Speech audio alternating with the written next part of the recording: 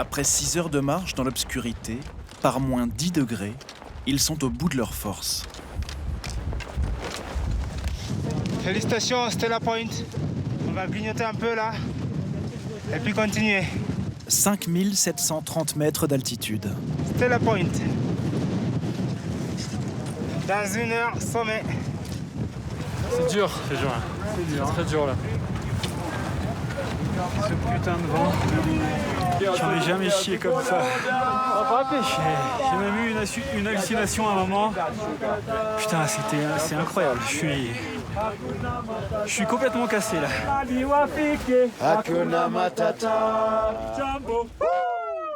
Ils étaient 13 au départ. Seuls 8 sont encore en course pour cette ascension. 6 jours de calvaire qu'ils n'avaient pas anticipés.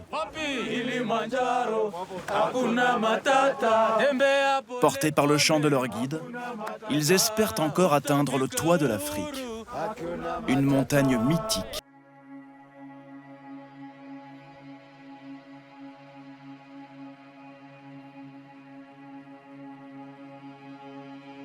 Le Kilimandjaro. Un volcan éteint depuis 350 000 ans. Du haut de ses 5895 mètres, il domine savane et forêt tropicale. Autour de son cratère s'accrochent les seules neiges éternelles du continent africain. Depuis sa première ascension en 1889, le Kilimandjaro est devenu un must pour les randonneurs du monde entier.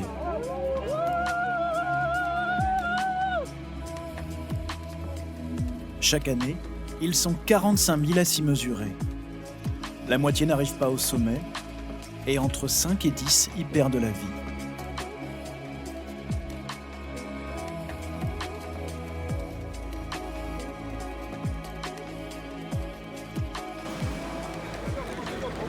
Cécile, 52 ans, est administratrice de biens en région parisienne. Il n'est pas seul. Pour cette ascension, des tours opérateurs comme Alibert, Casaden ou ici Terre d'Aventure proposent des formules tout compris. Cécile a payé 3 400 €. Incroyable. Incroyable cette file de sacs. Vous imaginez qu'il y a une telle organisation derrière ? Ah non, j'aurais jamais cru ça. Je pensais pas qu'il fallait 27 porteurs pour notre groupe. On est 13, 2 porteurs, 2 porteurs par personne. Elle est venue avec ses fils, Mathieu et Quentin, 24 et 27 ans, tous deux ingénieurs. Il y a aussi Nicolas, C'est le look parfait. La cape, c'est vraiment le meilleur look. responsable de parking souterrain à Paris. Habitué des Alpes, il n'a jamais dépassé les 5000 mètres. Le Kilimandjaro est un parc national. La présence d'un guide est obligatoire. Abed, 39 ans, est en charge du groupe et de toute la logistique. Ça, c'est les noix de coco pour que la sauce soit bien. Aussi, ça, c'est du lait en poudre. Ça, c'est des piments. Ça pique, hein. Ambaye anando abaki. C'est parti ? Ouais, continue. Allez. Allez, c'est parti.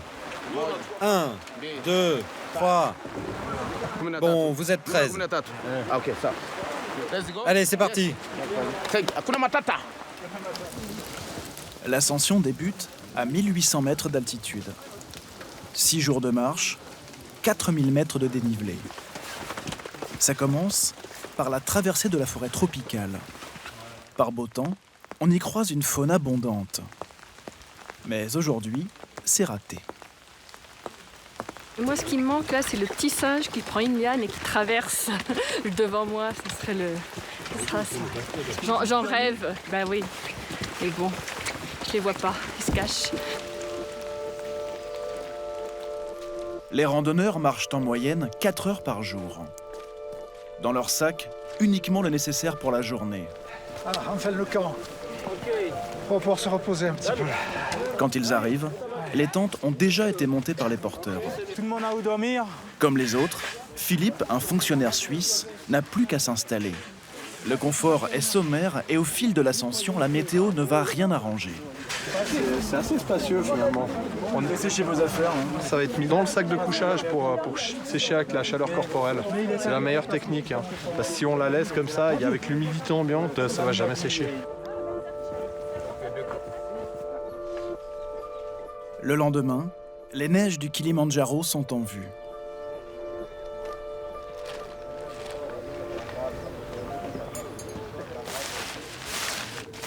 La technique de Philippe n'a pas fonctionné. Ses affaires sont encore trempées. On va essayer de rentrer tout ça dans cette petite poche. Tout comme celle d'Anouk et Christophe. C'était humide. C'était humide. On avait les pantalons tout mouillés, donc on a essayé de les mettre sous le sac de couchage et en fait ça n'a pas servi à grand chose. On avait le sac de couchage mouillé, donc.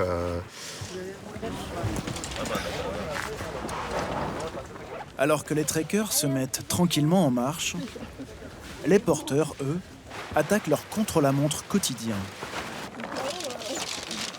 Ils doivent avoir tout réinstallé sur le prochain campement avant l'arrivée du groupe.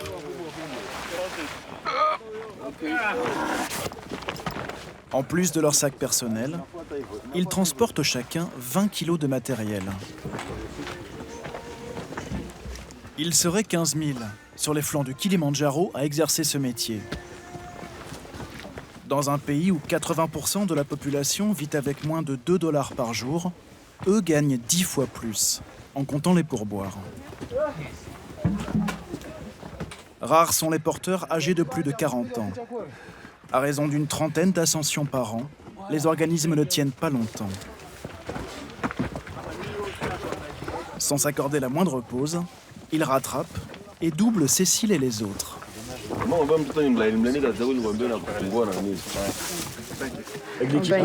Ils ont une sacrée force, ils sont d'une zénitude totale. Encore 2 heures à un rythme soutenu avant le camp de Shira Cave. Perdu dans les nuages, à 3750 mètres d'altitude. Ouais, Kilo. T'es où, Kilo?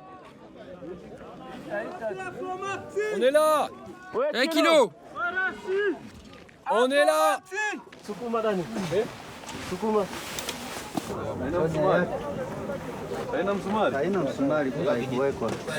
Vas-y, passe-moi les courgettes. Asmani, le cuisinier, 12 ans sur le Kilimandjaro, n'a qu'une heure pour préparer le dîner de 13 personnes. Quel est le menu aujourd'hui? Aujourd'hui, des spaghettis à la bolognaise. Une sauce qu'il tient à cuisiner maison, malgré les conditions. C'est comme ça mon boulot. Faut toujours se dépêcher, faire vite et bien. Mais c'est compliqué de faire chauffer l'eau ici. Car avec l'altitude, tu dépenses plus de gaz et la bouteille se vide vite.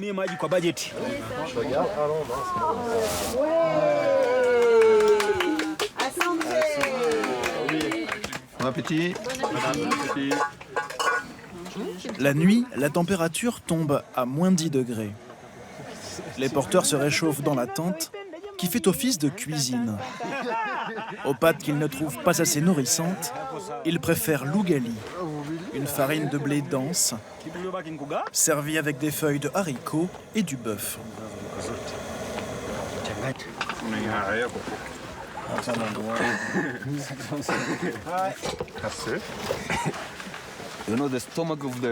L'estomac de nos clients, il n'est pas fait pour ce genre de nourriture. Ça les rend malades, ils ne sont pas habitués.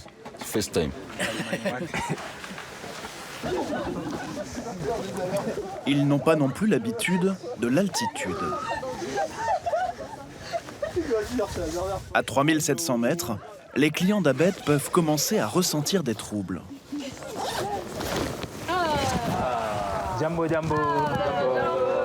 Bonsoir tout le monde. Bonsoir. Pas beaucoup mangé, il reste encore des patates. Chaque soir, son boulot, s'assurer que tous se portent bien. Ça, c'est un blis, oui. Tout va bien? Ok, Léa.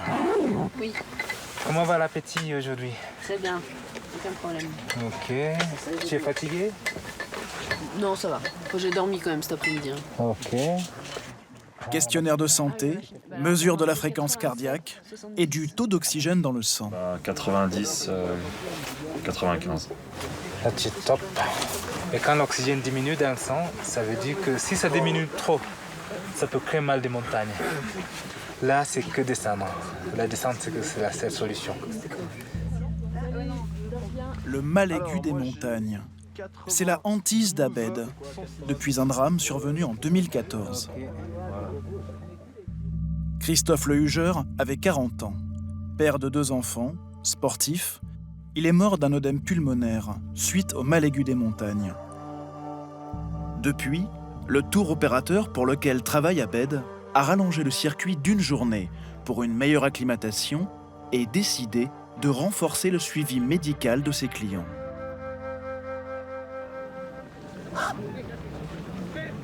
Au 3e jour, le groupe attaque la haute altitude. Vamos. L'oxygène se raréfie et les premiers malaises vont survenir. Regarde, tu vois en face. Tu dis t'as 42 pentes pour aller jusque là et qu'à la fin, genre, c'est une droite de je sais pas combien de kilomètres. Au bord du sentier, une victime du mal des montagnes, une touriste anglaise. Qu'est-ce qui lui arrive?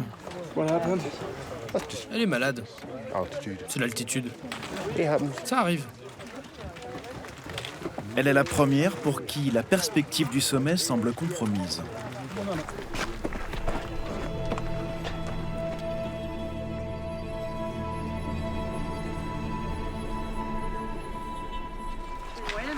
Passé les 4000 mètres, Christophe semble en difficulté.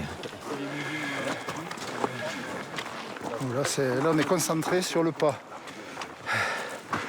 On est vraiment... on essaye de penser qu'à la montée. Parce qu'en fait, dès qu'on lève la tête, on s'aperçoit qu'on a encore beaucoup de chemin à faire. Ahmed? Ouais? Ça monte encore beaucoup? Ah non, pas beaucoup. C'est un peu plat et puis 2 collines. Ça commence à souffler un peu derrière. Ah ouais, là, ça souffre à cause d'altitude. C'est la première fois qu'on attaque 4006 pendant les séjours. Donc parfois c'est un peu chaud, mais demain après-demain ça ira. Le mal des montagnes frappe aveuglément. Même les mieux acclimatés ne sont pas à l'abri. Nema est l'une des rares femmes porteurs. Comment vous t'appelez? Tu as juste mal à la tête? J'ai des nausées. C'est à cause du froid et de l'humidité. Tu vas t'accrocher jusqu'au prochain camp. Mais si ça ne va pas, il faudra que tu redescendes. D'accord, mais je vais perdre mon salaire. Elle perd beaucoup d'argent si elle redescend.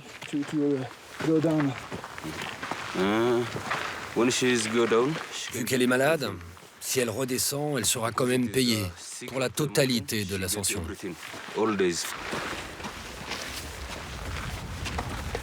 4640, les points culminants de la journée. C'est vraiment classe. Malgré leur enthousiasme, ils ne sont pas encore prêts pour cette altitude. C'est bien de s'arrêter là, parce que là, je sens que j'ai le palpitant quand même qui... Mais après, je pense qu'au bout de 5 minutes, ça va aller. Pour dormir, ils vont devoir redescendre à 3900 mètres. 4e jour. Le mur de Marengo, le plus technique. Redoutable par temps de pluie. Et justement, la météo se gâte.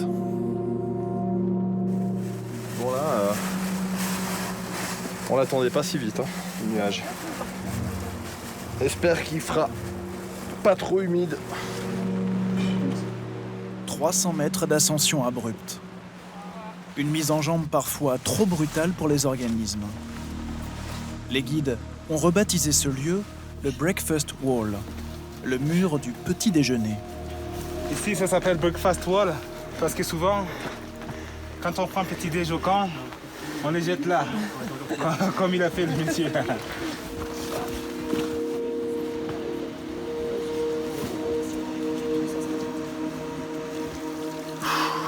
Si pour les touristes, l'ascension devient une épreuve,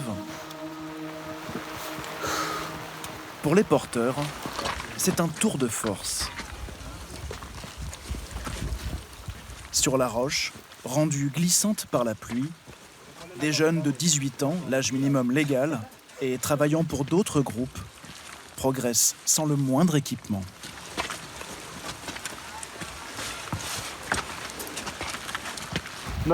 Ça va, c'est pas trop difficile?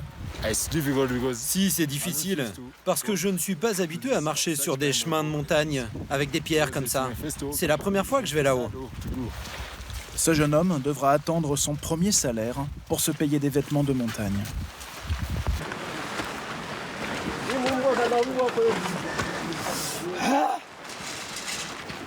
Transis de froid, les porteurs arrivent quelques minutes seulement avant les touristes.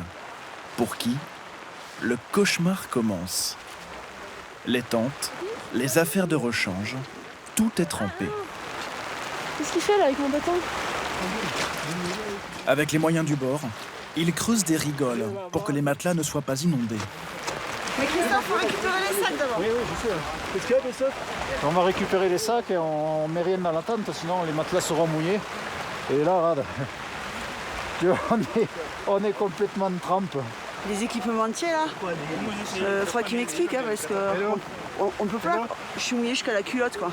Là, on est dans des conditions, ça va pas sécher dans la nuit quoi. On peut pas, moi je peux pas me mettre en danger.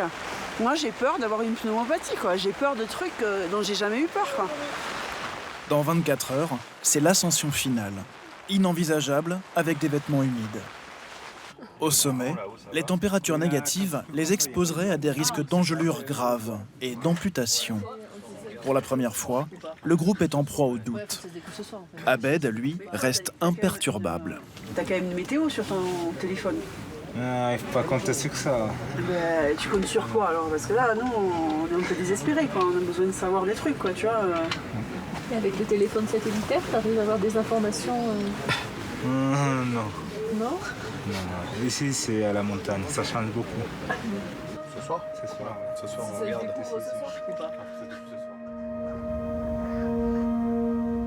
Le lendemain matin, le vent a chassé les nuages, offrant un bref répit aux randonneurs.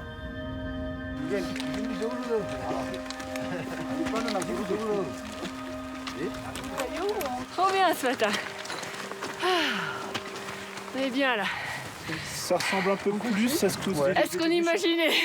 Est-ce qu'on est venu chercher? Là, c'est le moment où on profite. On a eu de la pluie sur les 4 premiers jours. C'est vraiment le moment top ici. En 2 heures de marche au soleil, les vêtements ont fini par sécher. Abed avait vu juste.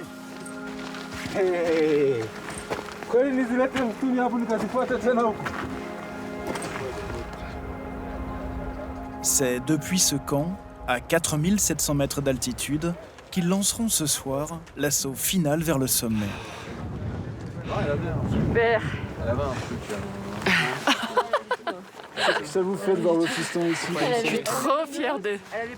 Je suis trop fière d'eux. Trop fière de faire ça avec eux. C'est une super aventure humaine.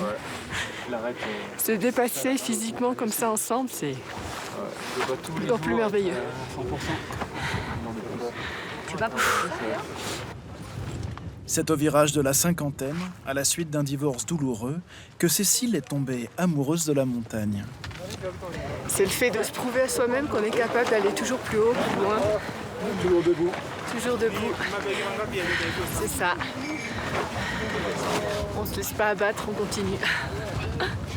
Quoi qu'il arrive dans la vie, on avance.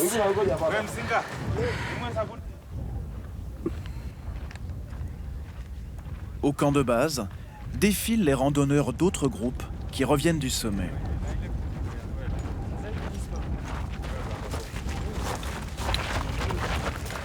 Anouk prend soudain la mesure de ce qui l'attend. C'est clair que ça n'a rien à voir avec tout ce que j'ai fait quoi. Moi je veux garder la notion de plaisir quoi. Et de... Bien sûr que c'est dur, mais je veux garder la notion de plaisir quoi. Je veux pas être à la limite de la mise en danger quoi. La veille, parce que la météo empêchait l'hélicoptère des secours de monter, un randonneur est mort du mal des montagnes. Depuis 2 jours, Caroline, 26 ans, l'une des membres du groupe, a perdu le sommeil et l'appétit. Ça va? J'ai super mal à la tête. Du coup, ça me fait un peu des nausées de manger mal. Tu as assez bu? Je sais pas, j'ai dû boire 1 litre depuis ce matin.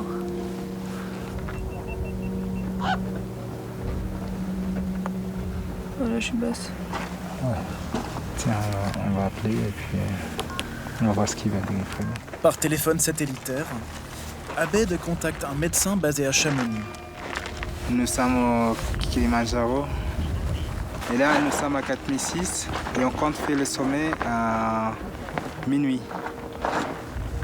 Elle a mal à la tête qui passe pas. Elle a pris Doliprane à midi. Aussi, elle est sous Diamox. Le Diamox, un médicament censé favoriser l'acclimatation en haute altitude. Malgré ce traitement et le fait que Caroline soit une sportive accomplie, elle n'a plus assez d'oxygène dans le sang. La décision médicale tombe. Kuna mgeni anaenda chini. Anaenda Millennium. À demain. Ciao. Ciao. Mvua inapanda. Tant qu'elle en a la force, Caroline doit redescendre rapidement à 3000 mètres pour se réoxygéner.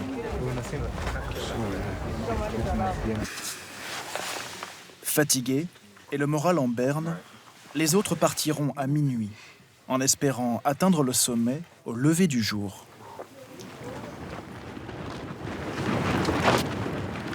Malheureusement, la météo n'est pas de leur côté.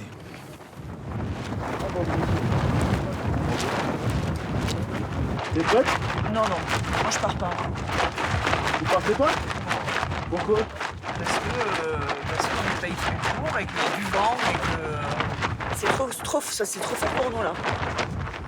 Je me dis que s'il pleut comme ça là, à 5000, on va congeler sur place. Donc on va attendre le briefing mais... Attends, ça me paraît fou. En tout cas, en Europe, on part pas. Là, tu vas dans les Alpes, t'as des conditions comme ça, tu fais pas le créneau. Abed a envoyé un de ses guides assistants au-dessus de 5000 mètres pour voir comment évolue la météo. Il me dit que ça va beaucoup mieux à où ça se calmer. Ouais. Pour moi, ceux qui pensent qu'ils peuvent, on peut tenter. On va pas le faire. Ouais, quand ça devient dangereux, on va tenter jusqu'à on redescend. Sur les 13 membres du groupe, 8 décident de tenter leur chance, dont Cécile et ses enfants. Si tu vois que je marche de travers, d'accord, je rentre. Qu'est-ce qui vous arrive? J'ai des petits vertiges. J'ai pas réussi à dormir la journée. Donc, j'ai l'impression de tituber un peu. Enfin, on va voir si ça se passe pas bien, je redescends. Et si on redescend ensemble. Hein. Là, de toute façon... Vous me surveillez, hein. Si je marche de travers, vous me le dites. Hein. Oui, il n'y a pas de sommet solo. Hein. Là, c'est pas les conditions pour faire un solo. On redescend ensemble s'il faut. Allez. Ok. Ça marche? Ça va. Let's go, on y va. C'est parti. 1300 mètres de dénivelé les attendent. Au bas mot, 6 heures de marche. La frontale braquée sur un sentier glacé. Ah là, ça commence à tirer un peu. Pas au niveau du physique, mais la respiration, il faut l'accélérer. Il faut surventiler pour pas avoir le mal des montagnes.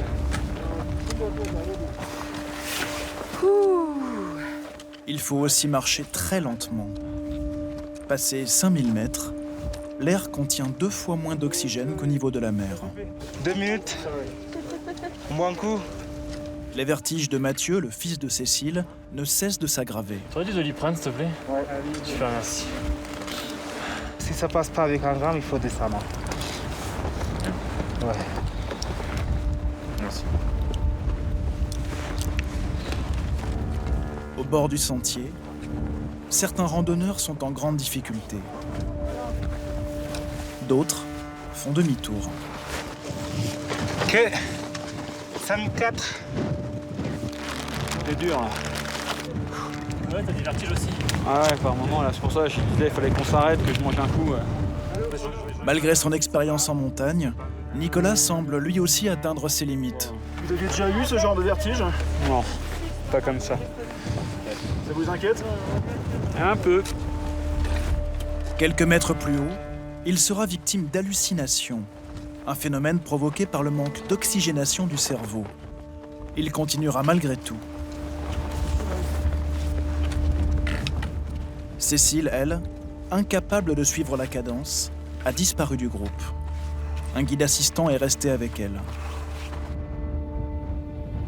Il est 6 heures du matin, quand le jour se lève enfin sur les neiges éternelles du Kilimandjaro.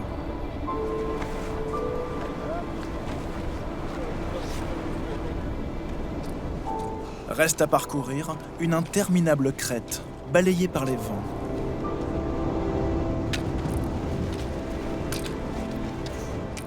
Et les voilà à Uhuru Peak, le sommet du Kilimandjaro. Ça y est!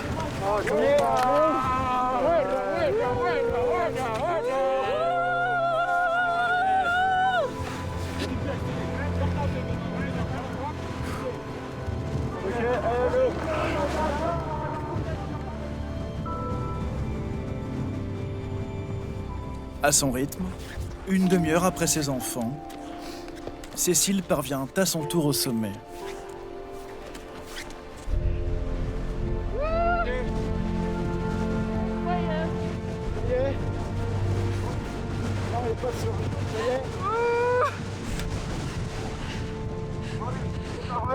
Ouais.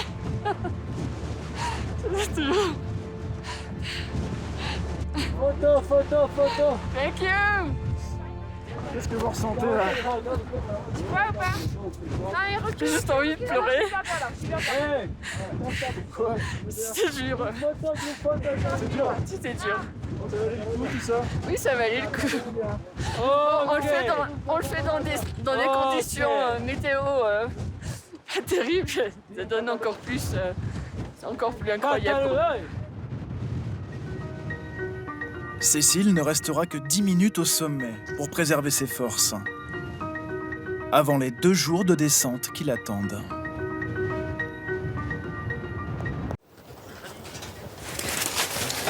Allez, on attaque doucement là. On part doucement pour s'échauffer, et puis après c'est bon. On va monter là en haut. Ouh, ça fait grand beau. La neige est bonne, c'est gelé. 4 heures du matin, à 2600 mètres d'altitude. Essayez de poser le pied avec grâce et légèreté. Pas comme des bourrins. Une cordée de 8 néophytes, accompagnés d'un guide, s'élance pour la première fois vers la haute montagne. Après, il y a le soleil qui va arriver, on aura plus chaud. Là, c'est vrai que ça fait froid.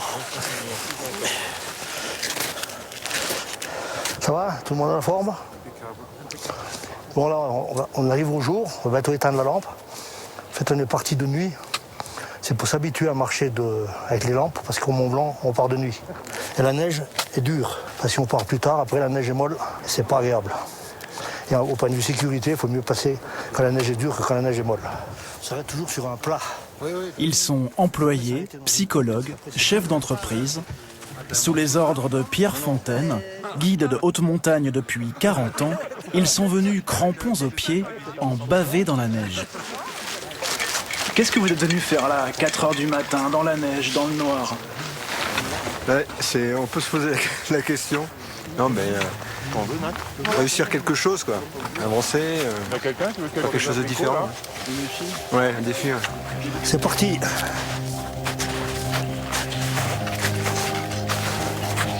Trois heures d'ascension, par moins 5 degrés. Là, tu te tiens dans les rochers. C'est bon. Encordés les uns aux autres. Souffle bien. Tu souffles à chaque pas. C'est physique quand même. Sur un terrain où l'erreur ne pardonne pas.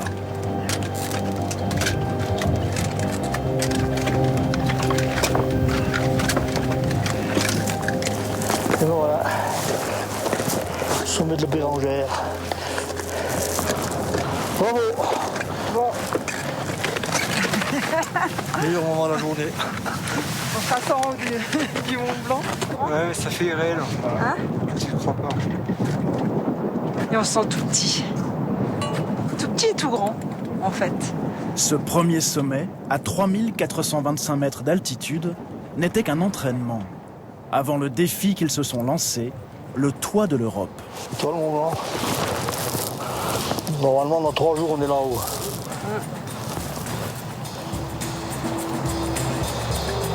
Le Mont Blanc, 4808 mètres.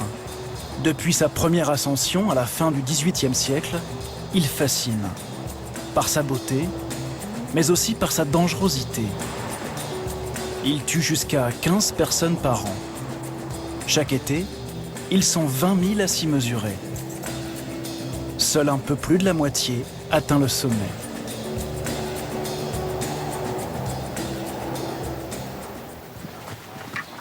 Pour le groupe emmené par Pierre, l'ascension débute à 600 mètres d'altitude, à Saint-Gervais. Ça va, Philippe? Ouais. Moyen. Oh, pourquoi moyen? Mais si. Attends, ça va bien. Oh là, il y a un nuage. Ça va? Pour 3 jours d'entraînement et 3 jours d'ascension, ils ont payé chacun 1 900 €, plus 1 500 € d'équipement. Nathalie est psychologue. Ce sont ses amis qui lui ont offert le Mont Blanc pour ses 50 ans. On arrive. Bonjour Michel. Oui, le retour, si le retour, c'est à pied, ça fait long. 4 guides les accompagnent, 1 pour 2 clients. La première étape est la plus facile. Un train à crémaillère emmène les alpinistes à 1800 mètres d'altitude. Pour Philippe, 52 ans, ingénieur né dans la Sarthe, c'était un rêve d'enfant. Un rêve qu'il va partager avec son beau-frère, qui s'appelle aussi Philippe. Bonne tête de vainqueur. Lui a 55 ans, il est chasseur de tête à Singapour.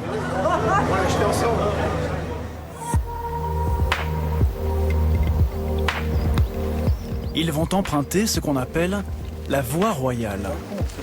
Ouais.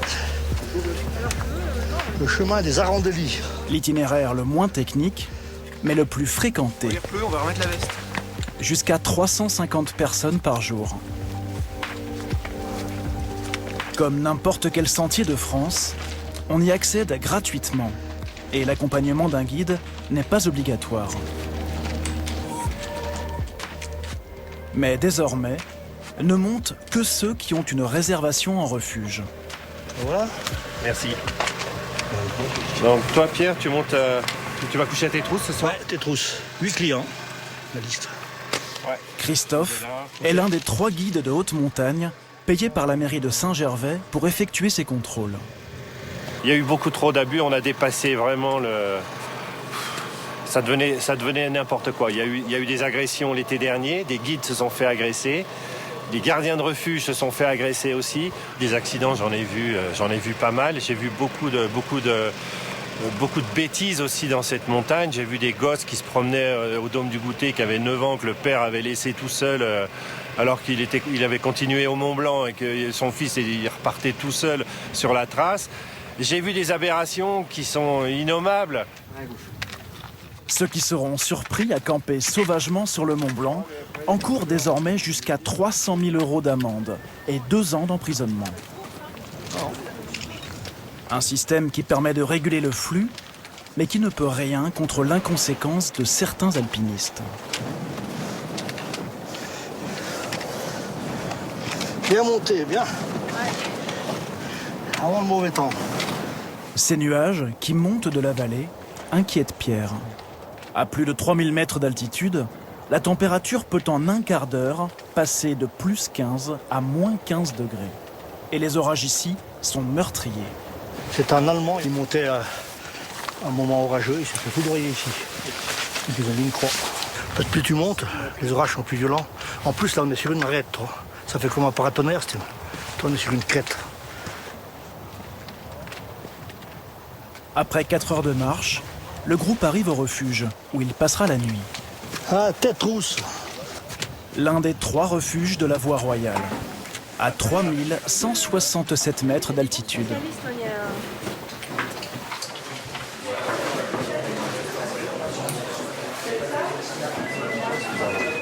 Vu la météo, impossible de savoir quand ils pourront repartir.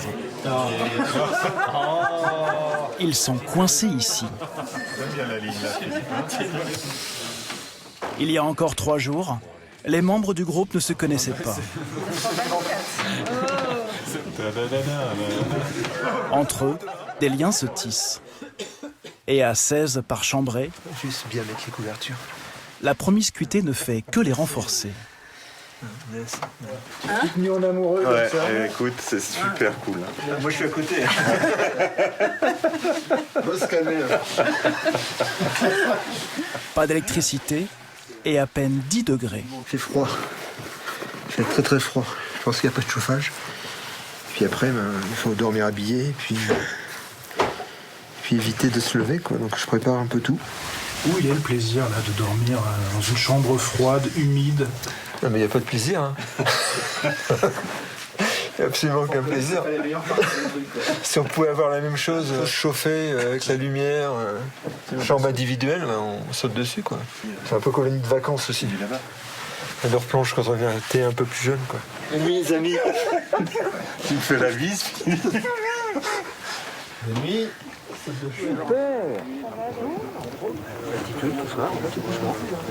Pierre voulait attaquer le sommet aujourd'hui, mais il y a un contretemps. C'est pas beau, c'est tout couvert en dessus. Puis là on est trop tard. À l'heure où il fallait partir, il y avait encore l'orage. Donc on va monter au goûter pour me faire mal. Parce que demain la météo est meilleure. Le refuge du goûter.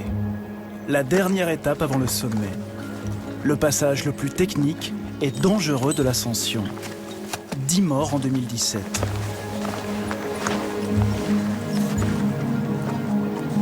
Encordés par 3, un guide et 2 clients, ils vont devoir franchir ce couloir. Un passage de 50 mètres, accroché à une pente vertigineuse. Plaqué à la paroi. Là, vous regardez vos pieds, je m'occupe du reste. Tac. Ça peut couler de la neige, des avalanches, tomber des pierres. Donc, si des fois on se fait attraper, il y a le câble qui nous retient. Voilà. Là, ça va, c'est pas trop dans. Par contre, après, quand le soleil va taper, la neige va ramollir et ça va commencer à couler. C'est au cœur de l'été, quand la neige a disparu, que les accidents sont les plus fréquents. Sur cette vidéo, tournée en 2005, Pierre répare le câble de sécurité avec ses collègues guides. En plein mois d'août, il travaille au milieu des chutes de roches.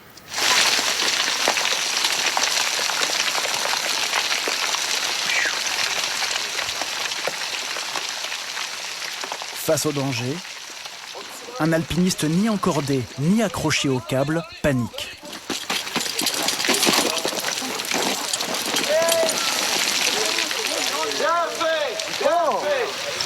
Oh, des chiens béton et oh. Ah ben on a vu un miracle. Il s'est arrêté, je sais pas comment. Il faisait encore 3 mètres de plus, il était mort, il était en bas. Lui, il peut aller à l'église. Brûler des cierges.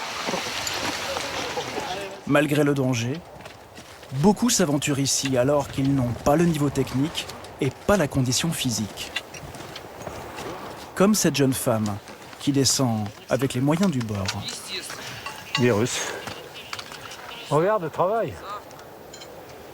C'est une nouvelle technique. Tomber sur le cul, mort sur le cou. Attention. Pourquoi vous descendez sur les fesses comme ça? Pas question que je descende ça à pied.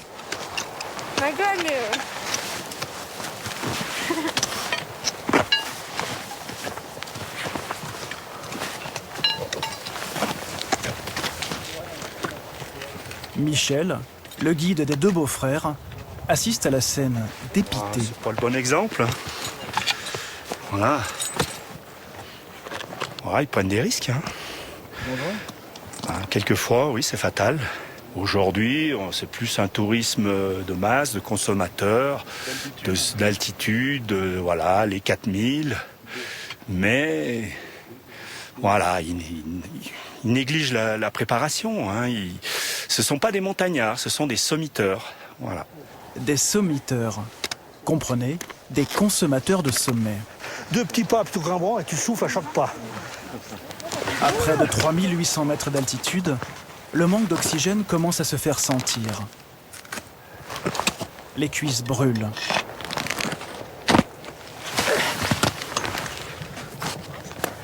Et le souffle est de plus en plus court.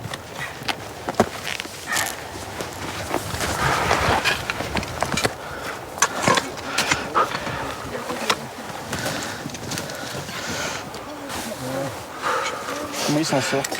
Ça va, ça va. C'est normal, hein. Normal qu'ils soufflent? Ah oui. C'est le Mont Blanc. Ceux qui disent que c'est facile, c'est qu'ils l'ont jamais fait. C'est vrai qu'on dit que c'est une promenade le Mont Blanc. Ouais, les promeneurs, ils ont qu'à venir, là, les promeneurs ce matin. Je les attends. Waouh! Au bout de l'effort, la récompense. Une vue imprenable sur la vallée de Chamonix. Ah putain, c'est beau.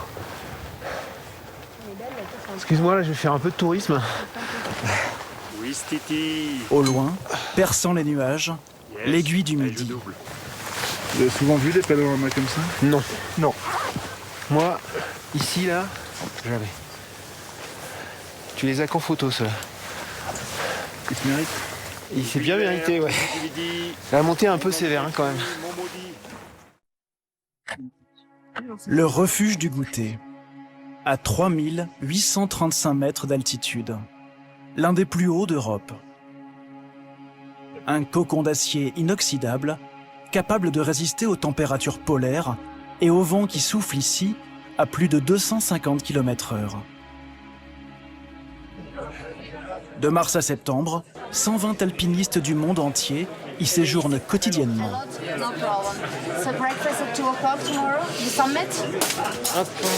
Antoine Ratin est le gérant du refuge.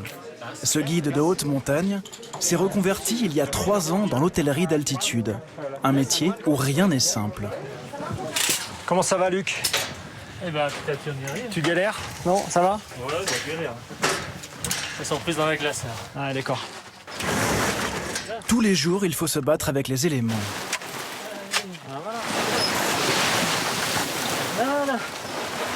Là, comme il a neigé il y a 2 jours, ça nous a tout gelé, tout glacé. Et demain, l'hélicoptère arrive, donc il faut qu'on prépare tout.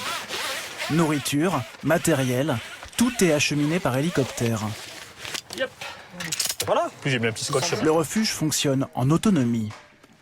L'électricité est produite par des panneaux solaires et un groupe électrogène. Au cœur d'une réserve naturelle, rien ne peut être rejeté dans la montagne. C'est derrière ce hublot qu'arrivent les canalisations des toilettes, une machine utilisée d'habitude dans les sous-marins. Seul souci, elle n'est pas conçue pour une telle altitude. Du coup, une odeur douteuse embaume régulièrement le refuge. Allez, si tu veux regarder la production. Et pour pallier l'absence d'eau courante, c'est un peu tendu là. Hein. Donc, ça coule, c'est déjà pas mal. C'est-à-dire que sur les 24 mètres cubes de réserve, on a à peine 6 mètres cubes. Hein. Ils utilisent un fondoir encastré dans le glacier. C'est une plaque qu'on chauffe par-dessous en utilisant la chaleur du moteur, principalement la chaleur des panneaux thermiques. Donc ça va faire chauffer la plaque, donc fondre la neige qui est dessus. Et puis comme la plaque elle est inclinée de 2%, ma foi, cette eau elle coule. Et puis elle arrive par les tuyaux qui sont au-dessus. Et puis tout doucement par gravité dans les cuves. En cuisine, les plongeurs doivent s'adapter. Tu fais un côté avec de l'eau, puis tu fais l'autre côté avec la même eau. À la rareté de l'eau, hein. Faut faire gaffe. Faut l'économiser un peu, quoi. En salle, tout se paye au prix fort. 7 € la bouteille d'1,5 litre d'eau, 11 € la part de quiche, 114 € la nuit avec dîner et petit déjeuner. Pierre paye quand même sa tournée. Il a une bonne nouvelle à annoncer à ses collègues guides. Félicitations. Après plus de 40 ans d'une vie de célibat, Pierre s'installe enfin en couple. Pourtant, j'avais toujours dit, il ne faut jamais s'attacher sauf en montagne, mais tu vois. Ouais, finalement. Tu les vois un peu là au début. Pas évident de bâtir une famille quand, pendant 4 mois de l'année, on passe plus de temps en refuge qu'auprès des siens. Non, c'était pour la santé, alors. Payés entre 250 et 300 € brut la journée, les guides sont travailleurs indépendants et pour la plupart d'entre eux, exercent hors saison une activité secondaire. Pas d'âge légal de départ à la retraite, ils travaillent tant que leurs jambes et leur passion les portent. Tu vois, un métier, tu arrives au sommet du Mont Blanc avec quelqu'un qu'on a un peu bavé. Généralement, les gens bavent quand même, toujours. Et tu vois, voir les gens pleurer au sommet, parfois tu pleures avec eux. Il y a 2-3 ans, là, le père et sa fille. Donc le père était âgé quoi, il avait 65 ans. On s'est retrouvés tout seul au sommet. Et physiquement, bon, ils avaient quand même bien donné. Et on a tous pleuré au sommet, quoi. Ça, c'était beau. Et puis, tu vois, même encore maintenant, ça me... Et puis voilà. Et ça, tu le vis pas ailleurs, quoi. Voilà.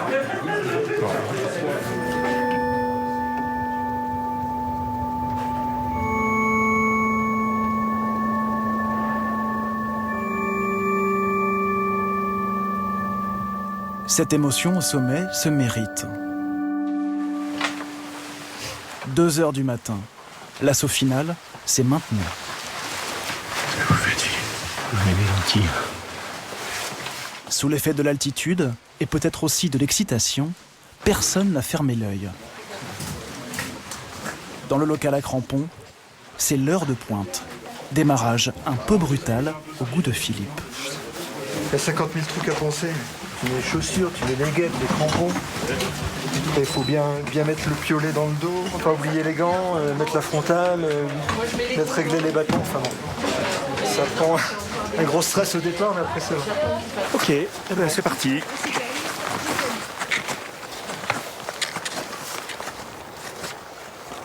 Allez, go. Ça va aller?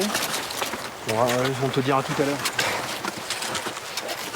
Avec pour seule préparation 6 mois de footing intensif, il s'élance pour les derniers 1000 mètres d'ascension. Les plus difficiles.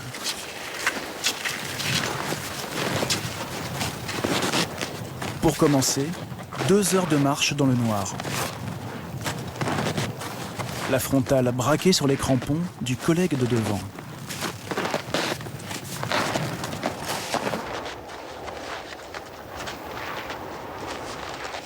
C'est long, monotone, ça tape un peu dans les jambes, le souffle ça va. Le froid qu'on prend au pied, ça va. C'est maintenant, passé le refuge Vallot à 4362 mètres, qu'il va falloir du souffle. Comme des fourmis perdues dans l'hiver, les alpinistes s'accrochent.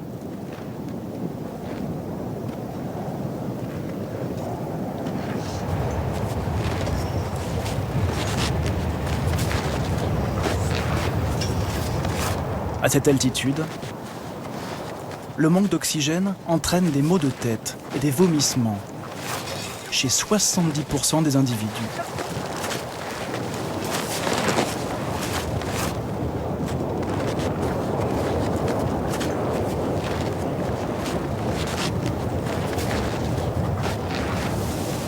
Le vent est si fort qu'il peut déstabiliser une cordée.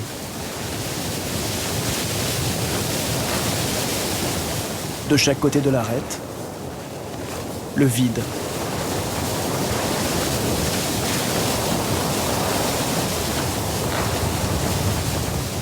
Il fait moins 15 degrés.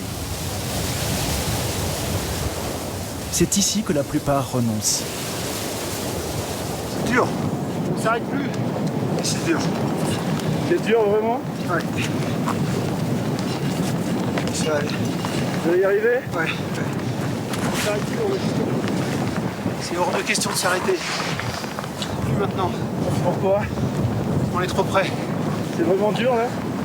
On en chie un peu, ouais. Mais on n'a jamais été aussi près. C'est maintenant.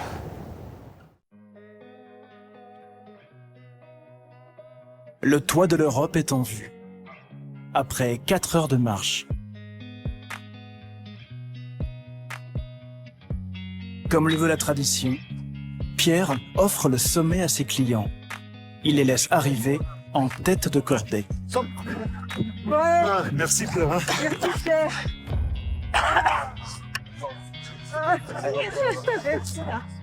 Vous faites quoi, tu vas heureux comme ça? Ému.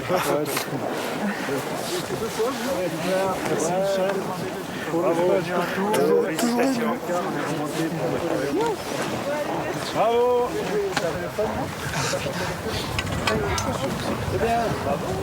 Ah, c'est un grand moment. À qui vous pensez là?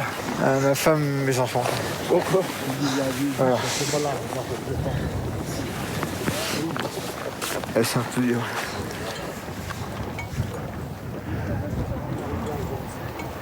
C'est vrai que dans les derniers moments, c'est un peu avec eux, quoi. C'est dur, ça. Parce que c'est dur. Ouais, c'est très dur. Ah, il serait pourtant. On ne part pas au Mont Blanc, on le tente. Ce jour-là, tous ont réussi. Cool. C'est bon? Super. Génial, merci. Merci à tous. Allez. Il ne leur reste plus qu'à redescendre. Encore 7 heures de marche.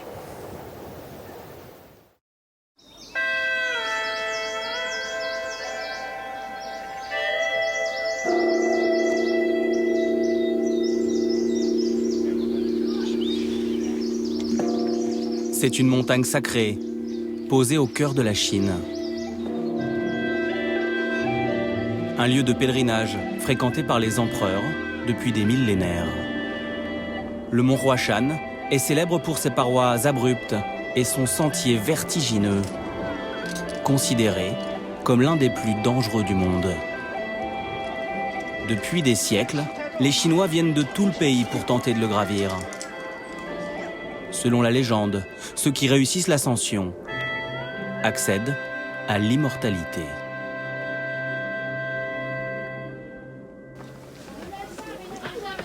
C'est pour cela que Maître Chin s'est installé au sommet de cette montagne il y a 20 ans. Chaque matin à 7 heures, ce moine taoïste parcourt un chemin creusé à flanc de falaise il y a plus de 800 ans, jusqu'à une petite grotte accrochée à la paroi.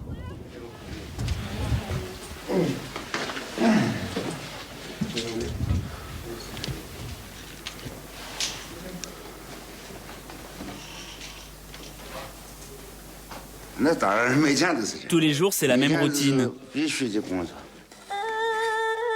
est le gardien de ce temple, perché à 2000 mètres d'altitude. Été comme hiver, il y passe toutes ses journées à méditer. C'est l'une des bases du taoïsme, la plus vieille religion chinoise. Huashan est un lieu très important pour le taoïsme. Il y a beaucoup d'esprit dans cette montagne. C'est pour cela que des moines ont construit ce temple au XIIIe siècle. Avant lui, des générations de moines ont passé leur vie ici, à la recherche de l'immortalité. Pour y accéder, Maître Chin, 65 ans, compte également sur son élixir de jouvence. Il y a des fruits de jujube, de goji, du ginseng et des fleurs. Et vous pensez que tout ça, c'est bon pour la santé? J'espère. En tout cas, ça m'évite de perdre mes cheveux. Le temple est ouvert au public. Et les dons des pèlerins sont les seuls revenus du moine.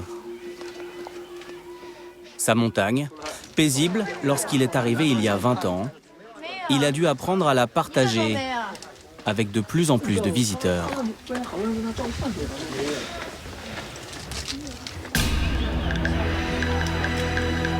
Pour arriver à pied jusqu'au sommet, il faut souffrir pendant 6 heures.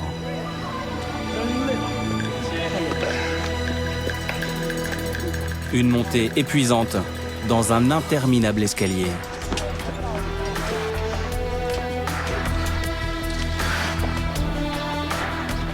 Avec parfois des passages quasiment verticaux.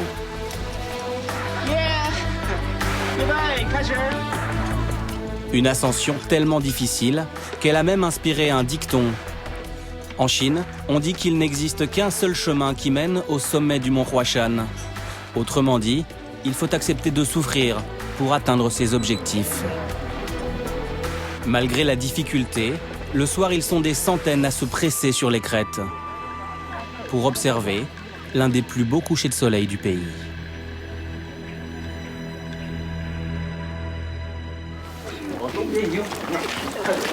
4h30 du matin, dans ce refuge situé près du sommet, tout le monde est déjà debout. Ici, la chambre, sans chauffage ni eau courante, coûte 100 € la nuit.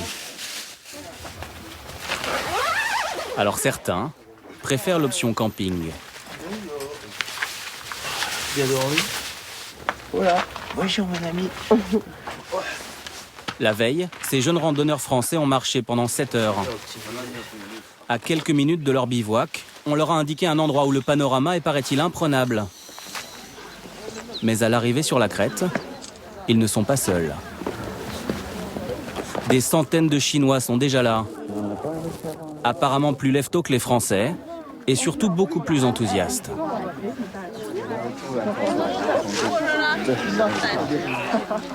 Je crois que c'est mort. Je suis même pas sûr qu'on l'ait pas raté. Là, je vois des rayons rouges. C'est magique. Je suis touchée dans mon cœur. Ici, je me sens vraiment proche du ciel. Ils ont vu un petit bout de soleil à travers les nuages. Je comprends, mais bon. Et vous avez vu quoi? Pas grand-chose. Ce matin-là, le soleil levant est masqué par les nuages. Mais ce ne sont pas les panoramas qui ont attiré les Français jusqu'ici. Ils sont venus au mont Huashan pour se faire peur. Sur le pic du sud, le plus vertigineux, le frisson est garanti. Sous cette planche de bois, accrochée à la falaise, 500 mètres de vide.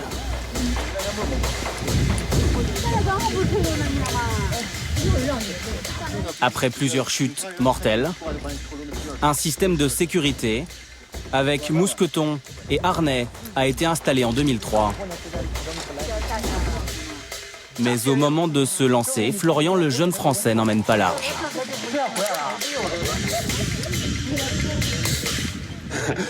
C'est comment alors? C'est impressionnant ou pas? Ah ouais. Je me sens pas bien à mon aise là.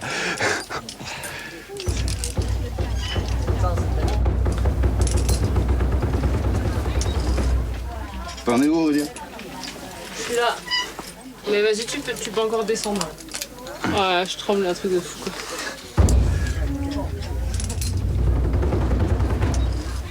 Il y a eu des morts ici?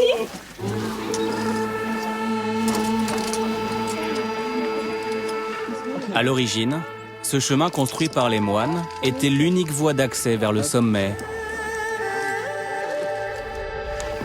Ouais, ça bouge. Ça bouge les planches. Aujourd'hui, c'est un cul-de-sac où il faut se croiser au-dessus du vide. C'est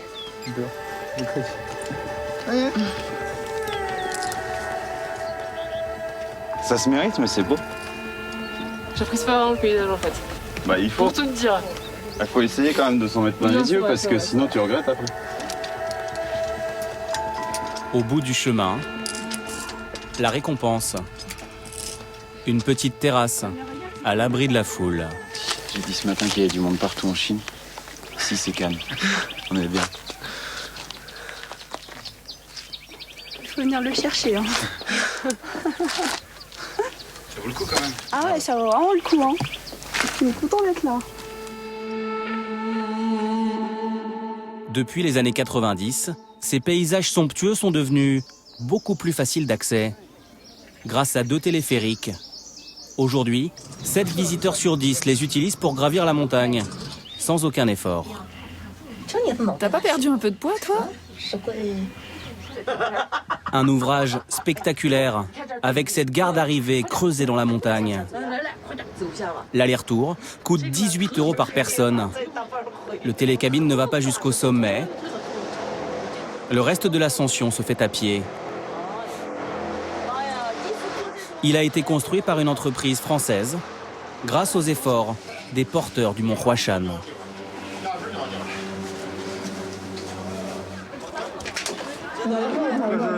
Ça, c'est le bulldozer qu'on a porté jusqu'ici. Ça nous a pris 8 jours pour le monter. On était une vingtaine de porteurs. L'engin de 15 tonnes a été hissé à dos d'homme en pièces détachées sur plus de 1000 mètres de dénivelé. Une solution plus longue, mais beaucoup moins chère que l'hélicoptère. Owen Thier faisait partie de l'aventure. C'est le plus vieux porteur de la montagne. Il a 53 ans et travaille ici depuis plus de 20 ans. On utilise des barres en bois de cèdre. C'est très solide, mais il faut quand même les changer chaque année. Chaque matin, avec ses collègues, il récupère sa cargaison en haut du télécabine. Le sommet se trouve 600 mètres plus haut. Là, j'ai des boissons, des légumes, des nouilles et un appareil pour cuire le riz. Et ça pèse combien tout ça ? 60 kilos.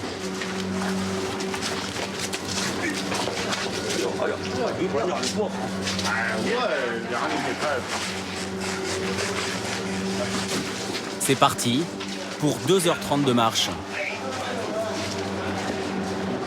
Au milieu des touristes.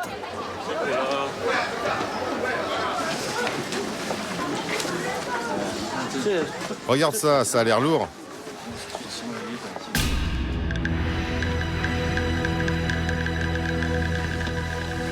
La marchandise doit être livrée dans des refuges situés sur les plus hautes crêtes.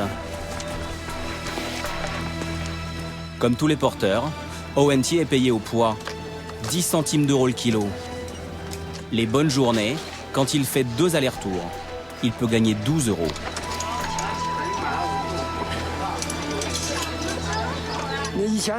Avant la construction du télécabine, c'était beaucoup plus long. On devait partir de tout en bas, ça prenait une dizaine d'heures. Il y avait plus de porteurs sur la montagne à l'époque. On était 200. Allez, on y va. Sinon, on va se refroidir. Aujourd'hui, ils sont une cinquantaine. Tous ont plus de 40 ans. Aucun jeune n'accepte de faire ce travail de forçat.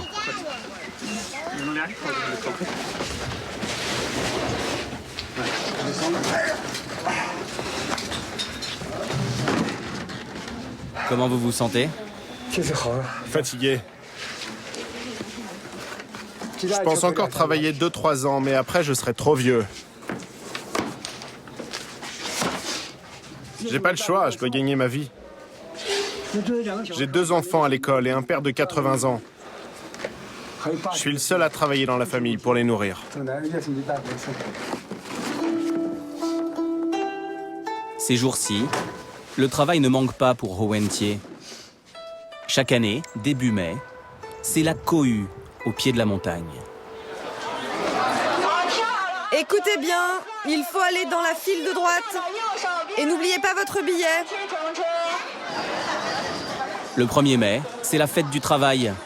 3 jours de congé, des autoroutes entièrement gratuites et des millions de Chinois qui se ruent sur les sites touristiques. Allez-y, au suivant. En une seule journée, le mont Huashan peut accueillir plus de 45 000 personnes. C'est plus que la Tour Eiffel. La montagne sacrée devient un site touristique, envahi par les marchands du temple. La médaille à 10 centimes, la lumière de lotus à 10 centimes, le cierge à 10 centimes, tout est à 10 centimes. Et ça, c'est combien ? Normalement c'est 25, mais je te le fais à 10. C'est la pierre de la sécurité. Tu la poses chez toi, ça protège ta famille. Un business qui fait vivre plus de 2000 personnes. Pour une vie prospère et florissante, venez faire une photo avec un sabre devant le passage de la serrure d'or. Ici, la photo souvenir est une affaire très sérieuse, avec distribution d'accessoires et mise en scène particulièrement travaillée. Tournez-vous, écartez les bras, les paumes vers le haut, oui, comme ça. Et gardez votre corps bien droit. Et il faut toujours écarter les bras pour une bonne photo. C'est la position la plus populaire. Ça représente le vol d'un oiseau au-dessus de la montagne. La photo, imprimée sur place, est vendue entre 2 et 7 € en fonction de la taille. Depuis quelques années, tout a été transformé en attraction payante. Même la cloche du monastère. 1 € les 3 coups pour une vie sans accident. Pour la santé et la fortune, c'est 9 coups et 3 €.